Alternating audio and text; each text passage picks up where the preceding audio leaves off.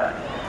ఇలాంటి వారు ఒక మానవులలోనే కాక దేవ దానవులలో కూడా ఉన్నారని అత్యావతార గ్రంథం బోధిస్తారు. పాపం స్వల్పమైన అతి దారుణమైన ఫలాలు అనుభవించాలి చేస్తుంది అని తెలియజేస్తారు. సదాచారం చేసిన వారి మనసు అన్యాయమైన దానిని ప్రేరేపించదు అని విశ్వయోగాచారం చేస్తారు. తండ్రి ముఖాన్ని భావించిన కుమారుడు లాగా సంపదని పొందుతాడు అని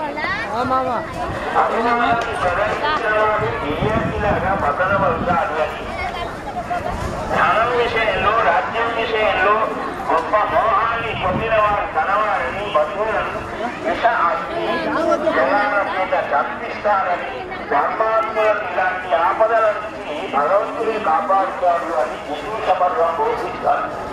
ఉపకారం పొందేవారికి ప్రత్యుపకారం చేయాలి అని బకాసుల వద్ద బోధిస్తారు.